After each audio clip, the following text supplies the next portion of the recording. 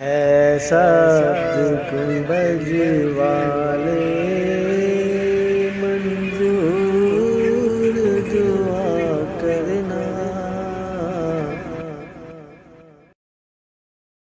اکثر ایسا ہوتا ہے کہ شوہر بیوی میں جھگڑے ہوتے ہیں، اور ان جھگڑوں کا ذکر قرآن میں جب آیا ہے کہ اگر تمہیں خوف لگتا ہے کہ دونوں میں نہیں نبھ پائے گا، دونوں جم نہیں رہی ہے، شوہر کی بیوی کے ساتھ، بیوی کی شوہر کے ساتھ، کئی زندگیاں ایسی ہیں روز لڑائیاں، روز جھگڑے، یا پھر آگے نہیں چلنے جیسی صورت بنتی ہے، تو کیا کرے؟ اللہ فرماتا ہے فَبْعَثُوا حَكَمًا مِّنْ أَهْلِهِ وَحَكَمًا مِّنْ أَهْلِهَا. اللہ تعالیٰ نے فرمایا عورت کی طرف سے ایک سمجھ بوجھ رکھنے والا آدمی آئے، اور مرد کی طرف سے بھی ایک سمجھ بوجھ رکھنے والا آدمی آئے. ان یریدا اصلاحا یوفق اللہ بینہما. اگر دونوں خاندانوں سے ایک ایک آدمی بیٹھ گیا اور ان دونوں کی نیت اصلاح کی ہے، تو رب فرماتا ہے اللہ ان کے دلوں میں محبت پیدا کرے گا.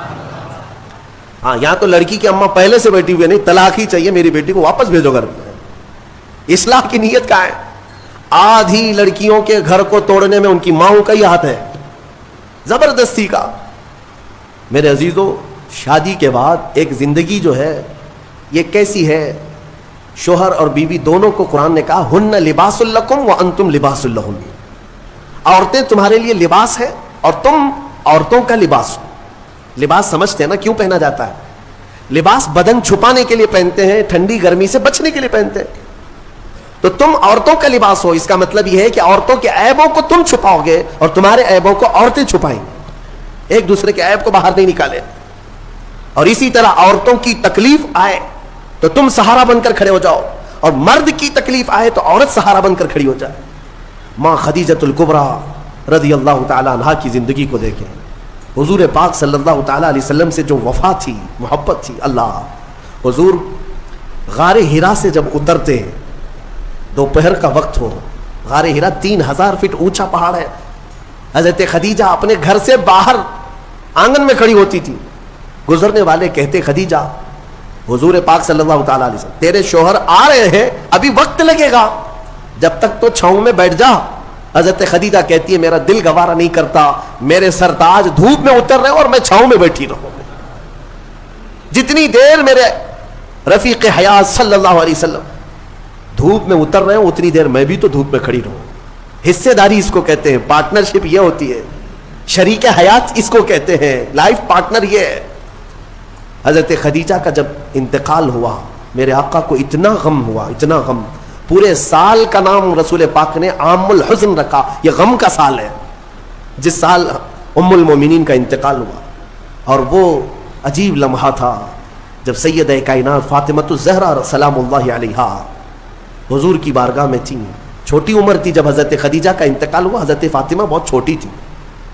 حضور پاک صلی اللہ علیہ وسلم نے بلایا، حضرت فاطمہ سے محبت کیا اور کہا فاطمہ، تیری ماں کے انتقال سے پہلے تیری ماں نے کچھ کہا تھا، کوئی خاص بات جو مجھے نہ کہی؟ حضرت فاطمہ کہتی ہاں ابا جان، اماں نے انتقال سے ایک دن پہلے مجھ سے کہا تھا فاطمہ اگر میں مر جاؤں، اگر میرا انتقال ہو جائے تو میرے کفن کے ساتھ تو اپنے بابا جان کا جبہ بھی رکھ دینا. اپنے بابا جان کا جبہ میرے کفن کے ساتھ رکھ دینا، میری قبر میں رکھ دینا. حضرت فاطمہ روتے ہوئے کہتی ہیں یا رسول اللہ، اماں کی ایک خواہش تھی. حضور اکرم صلی اللہ تعالی علیہ وسلم کے آنکھوں میں آنسو آ گئے اور میرے آقا نے فرمایا فاطمہ قسم رب ذوالجلال کی، تیری ماں نے میرا جبہ ہی پوچھا، قسم رب ذوالجلال کی اگر خدیجہ یہ کہتی تو میں اپنے جسم کی چمڑی بھی اتار کر دیتا. اگر وہ جلد مانگتی تو میں اپنے جسم کی چمڑی بھی اتار کر کے اس کو دیتا. یہ ہے ازدواجی زندگی کی محبت. شوہر بیوی ایک دوسرے کو تان و تشنیع کرتے رہے، عورت شوہر کے غیبانہ میں خیانت کرتی رہے، تو یہ کون سے لائف پارٹنر ہیں؟ کون سے شریک حیات ہے؟ اعتماد کے رشتے کا نام ایک نکاح ہے. اعتماد ہو. شوہر اپنی بیوی پر شک کرتے ہوئے کب تک جی سکتا ہے؟ عورت اپنے مرد پر شک کرتے ہوئے کب تک جی سکتی ہے؟ شک کی دیوار ایسی خطرناک ہے جس کا علاج بھی نہیں بلکہ یہ زندگیاں توڑ دیتی ہیں. قرآن کہتا ہے اگر دونوں میں اصلاح کا ارادہ ہے تو اللہ دونوں میں محبت پیدا کرے. یہ میرے آزمائی ہوئی بات ہے. اسی جگہ پر میں آپ کو بتاؤں، اسی جگہ پر لیٹر لے کر کے دو لوگ ہمارے پاس آئے تھے جس پر پورا مضمون تھا کھلا نامہ، کھلا چاہیے، شادی ہو کر 1 سال ہو گیا، کھلا نامہ، اور سب تیار ہے ہمارے سامنے، بس ہمیں گواہ بنا کر سائن لینا ہے۔ ہم نے جانچ پڑتال کی کہ 1 سال کے اندر ایسا کیا دیکھ لیا کہ کھلا کے لیے آ گئے ایک دوسرے کو، بس کچھ بھی نہیں ہے۔ عورت جب بھی کچن میں جاتی ہے تو اسے کچھ تکلیف ہوتی ہے، اور ہماری اماں کہتی ہے کہ اس پہ اثرات ہیں، جنات ہیں، اس پہ آسیب ہے، گھر میں کہاں اس کو رکھیں گے؟ تو میں نے یہی کی بات ہے، مجھے یاد ہے، اس نوجوان سے کہا کہ تمہاری اماں سے پوچھو اگر میں اس کے جنات نکال دوں تو کیا رکھو گے؟ یہ کھلا ختم کرو گے؟ کہا ٹھیک ہے، کہا میں 40 دن کا ٹائم لیتا ہوں، مجھے وقت دیا جائے، میں نکالتا ہوں۔ تو پھر مسئلہ صرف اتنا تھا، وہ جنات کیوں آتے تھے، آسیب کیوں آتے تھے؟ ہم نے علاج بھی کیا، جو دعا کا علاج ہے وہ اپنی جگہ پر، لیکن جب کسی سے محبت کے ساتھ حقیقی مسئلہ پوچھ لیا جائے تو بتا دیتے ہیں۔ لڑکی کو کام کرنے آتا نہیں تھا، نئی شادی ہوئی تھی، سیکھا کچھ بھی نہیں تھا، کچن میں جاتی تھی تو ہاں ہوں کرتی تھی کہ کسی طرح سے میں روٹی بنانے سے بچ جاؤں، کچھ تو ہو جائے، لیکن اس کی اس حرکت کی وجہ سے سارے گھر میں لگا کہ جنات ہے اس پہ، آسیب ہے۔ تنبیہ کیا کہ کام سیکھ لے 1 مہینے کے اندر، کب تک اس طرح ہاں ہوں سے زندگی چلے گی؟ خلا سے بہتر ہے کہ زندگی محبت کے ساتھ گزرے۔